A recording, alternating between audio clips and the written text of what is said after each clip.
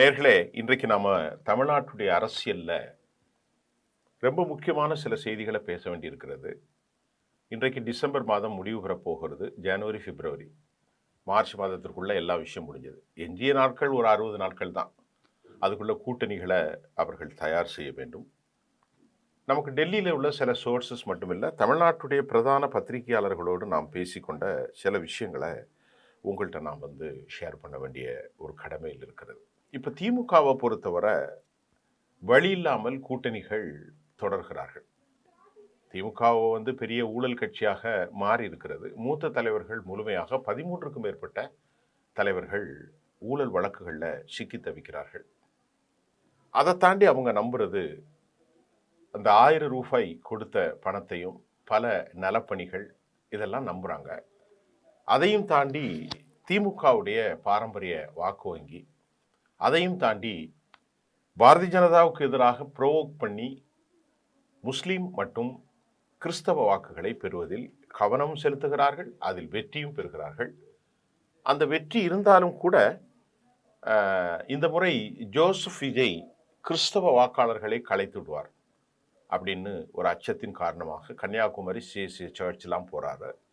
நாம விசாரித்த அளவிற்கு சிஎஸ்ஐ கிறிஸ்தவர்கள் இந்த முறை திமுகவுக்கு தான் தொடரப்போகிறார்கள். முஸ்லிம்களுக்கு வழியே இல்லை, திமுகவுக்கு தான் வாக்கு அளித்தே ஆக வேண்டும். சைவ புள்ளமாரிலிருந்து இஸ்லாத்து, அதாவது கிறிஸ்தவத்துக்கு மதம் மாறிய வேதாரண்யம் பகுதிகள், திருச்சிர சில பகுதிகள்லாம் அடர்த்தியாக இருக்கிற அந்த சமூகங்கள் ஜோசப் விஜய்க்கு வாக்களிக்கலாம் என்றும் நம்பப்படுகிறது. இன்டெலிஜென்ஸினுடைய கருத்து தமிழ்நாட்டில் இன்னென்ன தகவல்களை சொல்லியிருக்கிறது. இது ஒன்று. இது திமுகவை பொறுத்தவரை நான் சுருக்கமாகத்தான் உங்களுக்கு தர்றேன். தனித்தனியாக ஒவ்வொரு தொகுதியாக அடுத்து தரப்போறேன். இப்போ ரெண்டாவது, அதிமுகவின் நிலை எப்படி இருக்கிறது என்று நாம் பார்ப்போம். எடப்பாடி பழனிசாமி ஒரு அடமண்டான விட்டு கொடுக்கக்கூடிய ஒரு நிலை மனோநிலையில் இல்லை. அவரை பொறுத்தவரை 2 நிலை, நான் எம்ஜிஆர், நான் ஜெயலலிதா. அது தோல்வி கண்ட ஒரு பார்வை.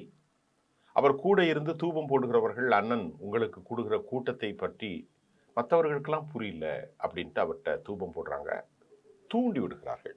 இது ஒன்று. இரண்டாவது விவகாரம் என்னவென்றால், 2024 தேர்தலில் நடைபெற்ற வாக்கு வித்தியாசங்களில் அந்த வாக்கு பார்வைகளை அவர் சமன்படுத்துகிறார். முட்டாள்தனமான ஒரு சிந்தனையில் எடப்பாடி இருக்கிறார். அந்த எத்தனை தொகுதிகளில் நாம 2வது இடம் வந்தோம், அதுல நமக்கும் திமுகவுக்கும் உள்ள வித்தியாச வாக்குகள் எவ்வளவு தொகுதி வாரியா. அதனால இந்த முறை நாம 140 ஜெயிக்கலாம், 150 ஜெயிக்கலாம் அப்படின்ட்டு ஒரு கால்குலேஷன்ல அவர் இருக்கிறாரு. அதன் விளைவாக மிகப்பெரிய வாக்கு வங்கியாக இருக்கும் அதிமுகவுடைய ஓபிஎஸ் டிடிவி தினகரன், அதிமுகவுடைய பொதுச் செயலாளராக எல்லோரையும் உருவாக்கிய திருமதி சசிகலா, இவர்களை எல்லாம் சேர்க்க அவர் மறுப்பதின் காரணம், அவர் தனது அதிகாரத்தை தான் மட்டும் சுவைக்க வேண்டும், தான் மட்டுமே சொல் கேட்க வேண்டும், தானே இயக்க வேண்டும், இப்படி ஒரு மாய பிம்பத்தில் அவர் இருக்கிறார். ஆக அவர் சேர்க்க மறுப்பது, ஏறி வந்த ஏணியை உதைப்பது அவருக்கு பெரும் பின்விளைவுகளை கன்னியாகுமரியில் ஆரம்பித்து தூத்துக்குடி, திருநெல்வேலி, மதுரை, ராமநாதபுரம், திருச்சி வரைக்கும், இடையில விருதுநகர், தென்காசி, நிறைய ஊர்கள் இருக்கிறது. எல்லா இடங்களிலும் பெரும் பாதிப்பை அவர்களுக்கு, டெல்டா மண்டலம், திருவாரூர், மயிலாடுதுறை, தஞ்சாவூர், இப்படி எல்லா இடங்களிலும் பரவலாக அவர் பாதிக்கப்படுகிறார். அதிமுகவுடைய வாக்கு வங்கி காலியாகிறது என்பதை நீங்கள் குறித்துக் கொள்ளுங்கள். இப்பொழுது அதிமுகவுடைய வாக்கு வங்கி என்ன என்று நாம் பார்ப்போம். அதிமுகவுடைய வாக்கு வங்கி 23 விழுக்காடு தான். இப்பொழுது வாக்கு வங்கி 15% வரலாம் என்றும் உளவு அமைப்பினுடைய தகவல்கள் தெரிவிக்கின்றது. பாரம்பரிய வாக்குகள், அதற்கு உளவு அமைப்புகளுடைய கருத்தில் அதிமுக தனது பாரம்பரியமான வாக்காளர்களை இழந்திருக்கிறார்கள். தலித்துகளுடைய வாக்குகள் அதிமுகவை விட்டு சென்றிருக்கிறது. எப்பொழுதும் முஸ்லிம்கள் அதிமுகவுக்கு வாக்களிப்பவர்களாக இல்லை. அது கருணாநிதி பின்னால் போகிற ஒரு சமூகமாக பல தசாப்தங்களாக, 45 ஆண்டுகள், 50 ஆண்டுகளாக அது தொடர்கிறது. கிறிஸ்தவர்கள் அதிமுகவுக்கு வாக்களித்த நேரத்தில் இந்த முறை அது முழுமையாக கொஞ்சம் கூட பெற முடியாத, கை சேதப்பட்ட நிலையில் எடப்பாடியின் தலைமையிலான அதிமுக மாறி இருக்கிறது. காரணம், பாரதிய ஜனதா. இது ஒரு மிக முக்கியமான விஷயம். அது அவர்களுக்கு பாரம்பரிய வாக்கு வங்கியான தலித்துகளின் வாக்கு வங்கியும் இழந்து போய் கொண்டிருக்கிறார்கள், கிறிஸ்தவர்களுடைய வாக்கு வங்கியும் இழந்து போய்விட்டார்கள். மூன்றாவதாக, பாரம்பரிய அதிமுக தொண்டர்கள் பலர் இந்த கட்சிக்கு வாக்களிப்பதில் பிரயோசனம் இல்லை என்று அவர்களும் புலம்பெயர்ந்து இடம்பெயர்ந்து போனவர்களாக இருக்கிறார்கள். Displaced from the party. அதை போன்று மிக முக்கியமாக அதிமுக எங்கெல்லாம் சோழி முடிகிறது, எங்கெல்லாம் பலன் பெறுகிறது என்பதையும் நாம் இங்கே பார்க்க வேண்டும். மிக முக்கியமாக அதிமுக கொங்கு மண்டலத்தில் தனது வருமான கட்டமைப்பை இழக்கிறது. செங்கோட்டையன் போன்ற தலைவர்கள் அங்கே சென்றது ஒரு குறிப்பிட்ட பகுதிகள் இருந்தாலும், கடந்த காலத்தில் 77களில் எம்ஜிஆர் பெற்ற மாபெரும் வெற்றி இப்பொழுது கொங்குவில் இருக்கும் ஒரே நம்பிக்கை. அதுவும் கூட இந்த முறை அவர்கள் பிடியிலிருந்து மெல்ல மெல்ல தளர்கிறது. கன்னியாகுமரி மாவட்டம், திருநெல்வேலி மாவட்டம், தூத்துக்குடி மாவட்டம், தஞ்சாவூர், தேனி, பெரியகுளம், திருவாரூர், மயிலாடுதுறை, இப்படி டெல்டா பகுதிகளை தாண்டி திருச்சி சற்று முன்னர் வரை விருதுநகர், தென்காசி எல்லா இடங்களிலும் அதிமுக மிகப்பெரிய சரிவை அவர்கள் சந்திக்க போகிறார்கள். இது ரொம்ப முக்கியமான ஒரு விஷயமாக நாம் பார்க்கப்படுகிறது. 23 விழுக்காட்டில் பின்னால் இருந்தது 15லிருந்து 23 விழுக்காட்டுக்குள் அவர்கள் பெறலாம். 8% தான் எனது கணிப்பும், கொஞ்சம் தவறலாம். இது இன்டெலிஜென்ஸுடைய கருத்து. 8% வித்தியாசத்தில் மாறலாம். எடப்பாடி போன்றவர்களுக்கும் அரசியல் கணக்கு தெரியாதவர்களுக்கும் ஒரு விவகாரத்தை நாம் இங்கே சுட்டி காட்ட வேண்டிய கடப்பாடு இருக்கிறது. என்ன விஷயம் என்று சொன்னால், 1980ஆம் ஆண்டு டாக்டர் எம்ஜிஆர் அவர்கள் தோல்வி காண்கிறார். எப்போ? எம்பியில் 2 தொகுதி, இரட்டை இலை 2 கொடுத்தார்கள். இதோடு அரசியல் சூட்சமம். நேருவின் மகளை வா, நிலையான ஆட்சித்தா, எமர்ஜென்சிக்கு பின்பு மாபெரும் வெற்றி பெற்றது. 117 அப்படின்ட்டு கருணாநிதியும் திருமதி இந்திரா அவர்களும் தொகுதிகளை பங்கிட்டு கொண்டார்கள். 6 மாதத்திற்கு முன்பு நாடாளுமன்ற தேர்தலில் எம்ஜிஆர் தோல்வி கண்டு விட்டார். பெரும் வெற்றியை திமுக கூட்டணி, திமுக காங்கிரஸ் பெற்ற பின்பு இனி எம்ஜிஆருடைய சகாப்தம் முடிந்தது. 2 எம்பி மட்டும் பெற்ற நிலையில் இரட்டை இலைக்கு 2 கொடுத்தார்கள் என்று சொல்லப்பட்டு ஒரு 6 மாதம் கழித்து சட்டமன்ற தேர்தல் வருகிறது. தமிழக மக்கள் தெளிவான ஒரு மேண்டேட்டை கொடுத்தாங்க. 140-60 தொகுதிகளை பெற்று போயிட்டது அதிமுக. 45-40 விழுக்காடு வாக்குகளை பெற்றார்கள். எப்போதும் அந்த காலகட்டத்தில் 8% வாக்குகளை கொண்டிருக்கக்கூடிய காங்கிரஸ் எங்கு சேர்க்கிறதோ அவர்கள் வெற்றி பெறுவார்கள். பாராமச்சந்திரன் போன்ற தலைவர்கள், சிஎஸ் போன்ற தலைவர்கள் இருந்தும் மறைந்தும் போன ஒரு காலம் அது. அப்போது மக்கள் என்ன தெளிவளித்தார்கள்? பசுவும் கன்றுக்கு வாக்களிக்கிறார்கள். எது? நாடாளுமன்றத்திற்கு. ஆனால் தமிழ்நாட்டிற்கு என்று வருகிற போது இரட்டை இலைக்கு என்று வாக்களித்தார்கள். 87 டிசம்பர் 24ஆம் தேதி எம்ஜிஆர் மரணிக்கிற அந்த இரவு வரைக்கும் அவர் தான் முதலமைச்சர். நல்லா புரிந்து கொள்ளுங்கள். இந்த format can be applied. Edappadi Palaniswami, நல்லா புரிந்து கொள்ளுங்கள். ஏன் மோடி 11% பிஜேபி என்று சொன்னால் அது பாஜக மாயை. 11% மோடி பெறவில்லை. ஏனென்று சொன்னால் 2024ஆம் தேர்தலில் சட்டமன்றம் என்பது அல்ல, நாடாளுமன்றம். மோடி வெர்சஸ் ராகுல் காந்தி. இங்கே காங்கிரஸ், திமுக, அங்கே மோடி. அப்படி இருக்கின்ற போது எல்லா அதிமுக காரர்கள் கூட அவர்கள் பிஜேபிக்கு வாக்களித்தார்கள். அதிமுகவில் ஒரு சாப்ட் ஹிந்துத்துவா இருப்பார்கள். பெரும்பான்மையான பிராமணர்கள் அதிமுக வாக்காளர்களாக இருந்தாலும் கூட அவர்கள் பாரதிய ஜனதாவுக்கு தான் வாக்களித்தார்கள். திமுகவை பிடிக்காதவர்கள் பாரதிய ஜனதாவுக்கு வாக்களித்தார்கள். ஹார்ட்கோர் ஹிந்துத்துவா. அதனால தான் அவர் 11%. இதில் அண்ணாமலைக்கென்று ஒரு 1.5% மேக்சிமம் இருக்கும். அவ்வளோதான், அதுக்கு மேலே இருக்க வாய்ப்பில்லை. அது ஒரு பெரிய மாயப்பிம்பம் கட்டமைக்கப்பட்டது. என்னதான் பேசினாலும் மக்கள் தெளிவாக இருக்கிறார்கள். இவர் கட்சியை வளர்த்தார், அப்படியெல்லாம் ஒன்றும் கிடையாது. ஒரு 2% இருக்கும், அவ்வளோதான். நீனா நாகேந்திரனை விட தான் பெரிய ஆள் அப்படின்னு அவர் காட்டுக முயற்சிக்கிறார், உழைத்தார். அதற்கெல்லாம் தமிழ்நாட்டில் இருக்க அவருக்காக ஒரு 1.5%. இன்றைக்கு பாஜகவின் வாக்கு வங்கி 7% அல்லது 5, 6, 7க்குள் தான். இயற்கையாக அவருடைய சதவீதம் 3 தான். இப்போது ஒரு 3% வளர்ந்திருக்கலாம். இதில் அண்ணாமலையின் வளர்ச்சியும் இருக்கிறது, பாஜகவின் வளர்ச்சி இருக்கிறது. ஆக எம்பி தேர்தலில் எடப்பாடி பழனிசாமி பெற்றுவிட்ட அந்த கால்குலேஷன் இங்கே cannot be அப்ளை. அதாவது இதை நம்ம அப்ளை பண்ண முடியாது. அப்ளை பண்ணவும் கூடாது. ஏன்னு கேட்டால் அது வேற கால்குலேஷன், இது வேறு கால்குலேஷன்.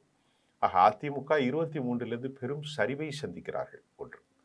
இப்பொழுது அதிமுகவுக்கும் பாஜகவுக்கும் ஏற்படுகிற மோதல் 10ல் 6 தொகுதிகளை அவர்கள் கொங்கு மண்டலத்திலே கேட்பது எடப்பாடிக்கு பெரிய ஷாக். பாண்டே வந்துகிற போது நேரடியாக எடப்பாடிட்ட கேட்டாராம், 100 தொகுதியை கொடுத்துருங்க அப்படின்னு சொல்லி. கட்டும் ஷாக் ஆயிட்டாங்க. கொங்கு மண்டலத்தில் 10க்கு 6 கேட்குறாங்க. அதே போன்று கன்னியாகுமரி முழுமையாக கேட்குறாங்க, கிள்ளியூர்லேருந்து எல்லா பகுதியிலும். சென்னை வரைக்கும் அவர்கள் கேட்கின்ற போது மதுரையிலும் கேட்கிறார்கள், திருநெல்வேலி கேட்கிறார்கள், ஆலங்குளம் கேட்கிறார்கள். எல்லா தொகுதியும் நான் சொல்லியிருக்கிறேன். 65 தொகுதிகளாவது எங்களுக்கு வேணும், 100க்கு தரவில்லை என்றால் என்று விடாப்பிடியாக இருக்கிற போது 20லிருந்து 25 மேக்சிமம் 30க்குள் தான் தர முடியும் என்பது போன்று எடப்பாடி பேசுகிறார். அது இன்னும் முடிவுக்கு வரல. அப்போ இந்த சிக்கலும் இருக்கிறது. அப்போ இந்த சிக்கலெல்லாம் முட்டி மோதி வருகின்ற போது எடப்பாடி 234ல் 60 கொடுத்துட்டா அவருக்கு என்ன வரும்? 170 தொகுதி தான் வரும். சரியா? 170. ஆனால் அது அவர் ஏற்றுக்கொள்ள மாட்டார். ஆனால் பாஜக 30க்கு ஏற்றுக்கொள்ள போவதில்லை. இந்த முரண்களில் பாரதிய ஜனதாவுக்கு வேலை செய்வதற்கு பெரிய அளவில் பூத் கமிட்டிலேயும் ஆள் இல்லை அப்படின்ட்டு நயினார் மீது பெரும் குறையை டெல்லியில் விளாசி இருக்கிறார். பேட்டட் அகெயின்ஸ்ட் நயினார் நாகேந்திரன், யார் நம்ம அண்ணாமலை. அப்போ அவர்களுக்குள்ளும் ஒரு குழப்பம் இருக்கிறது. மிகப்பெரிய ஜாம்பவான் சாணக்கியான் என்று சொல்லி போன அமித்ஷா குழம்பி போயிருக்கிறார். தற்போது பியூஷ் கோயலை அவர் ஹி வாஸ் அப்பாயிண்டட், தமிழ்நாட்டுடைய கன்சர்ன் ரெலவெண்ட் ஒரு பர்சன் அப்பாயின்மெண்ட் பண்ணிடுறேன். இது closely associate with Edappadi Palaniswami என்று சொல்லப்படுகிறது. அவர் கொடுத்ததை வாங்கி கொண்டு சென்று விடக்கூடிய மனநிலையில் உள்ளவர். ஆனால் பாண்டா அப்படி இல்லை என்று கூட மூத்த பத்திரிகையாளர் நேற்றைக்கு டெல்லியில் இருந்து பேசுகிற போது என்னிடத்திலே அவர் தெரிவித்த கருத்துக்களையும் நான் உங்களுக்கு சொல்லிக்கொள்ள கடமைப்பட்டிருக்கிறேன். இந்த நிலையில் நடிகர் விஜய் அவர்கள் ஒரு நல்ல ஒரு பெர்ஃபார்மன்ஸ் பண்ண போறதாக பரவலாக தகவல் வருது. அவர் சென்னையிலே போட்டிட்டாலும் அவர் வெற்றி பெறுவார் அல்லது அவர் பெரும்பான்மையான வாக்குகளை பெறுவார் என்று சொல்லப்படுகிறது. அதற்கு காரணம் திமுகவின் மீது அதிமுகவின் மீது மக்களுக்கு ஏற்பட்டிருக்கக்கூடிய பெரும் மன வலி. இவர்கள் மாற்றம் ஒன்று வேறு, அந்த மாற்றம் பாரதிய ஜனதாவாக இல்லை. விஜயனுடைய இந்த பயணத்தில் 20லிருந்து 23 விழுக்காடு அவர் பெறுவார் என்று ஒரு கருத்து கடைசியாக கிடைச்சிருக்கு.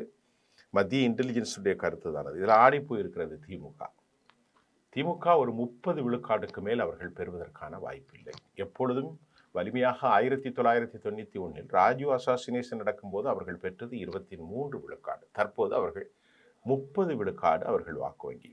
காங்கிரஸ் கலற்றி விடப்பட்டால் மிகப்பெரிய சிக்கலில் ஆகிவிடுவார்கள்.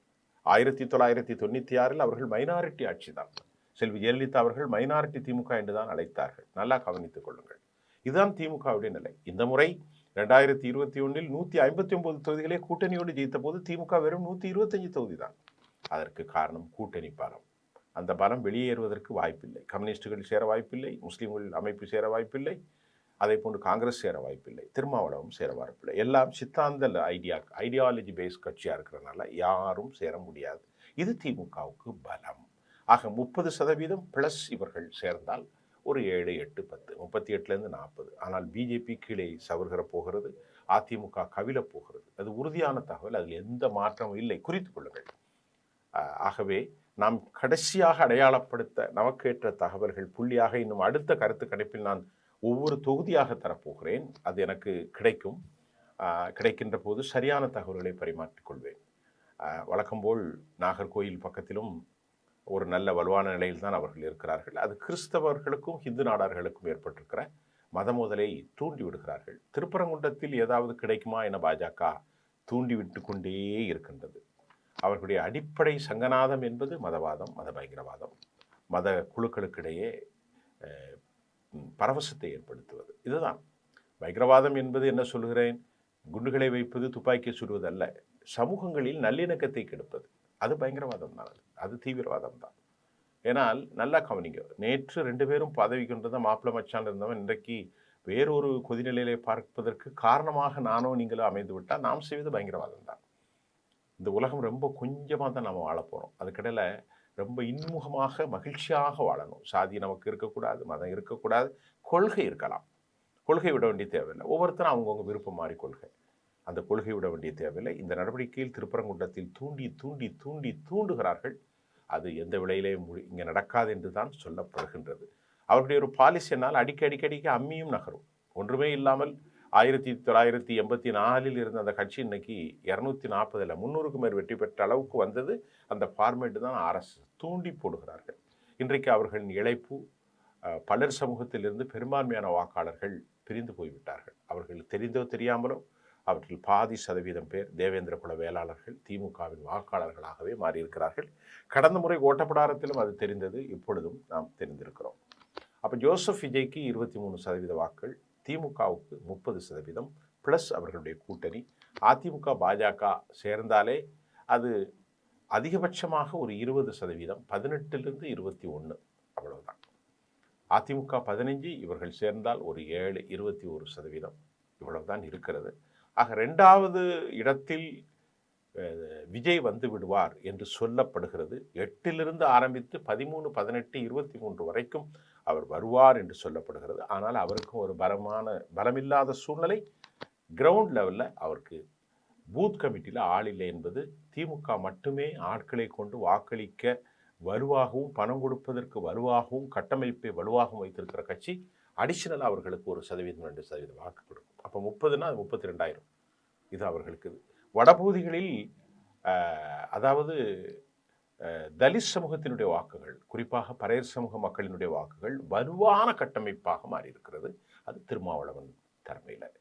வடக்கு தமிழ்நாடு, சென்னை போன்ற பகுதிகள், பழைய தென்னார்காடு, வடார்காடு, இப்படி திருச்சி வரைக்கும், கோவை, எல்லா இடங்களிலுமே பறையர் சமூகத்தினுடைய காதல், அதாவது கதாநாயகனாகவே மாறியிருக்கிறார் தொல் திருமாவளவன். தெற்கு பகுதியில் தேவேந்திர குல வேளாளர்கள் 50% திமுக வாக்காளர்கள், மீதி 50% பிரிவார்கள். ஆனால் இந்த முறை தேவேந்திரா நரேந்திரா பாலிசி ஈடுபடாது. நாடார் சமூகத்தின் வாக்குகளும் அப்படித்தான் இருக்கின்றது. காங்கிரஸ் கட்சி நாடார் சமூகத்தின் பெரும்பான்மையான வாக்குகள் பாஜகவாக மாறியிருக்கிறார்கள் என்பது நாம் அதையும் சுட்டிக்காட்ட வேண்டும். கடந்த முறை KT கோசல்ராம் போன்ற தலைவர்கள் இருந்த காலத்தில் காங்கிரஸ் வலுவாக இருந்தார்கள். ராட்டையில் பசுங்கன்றில் இது மாறி இப்போது தாமரையாக மலர்ந்து கொண்டிருக்கிறது.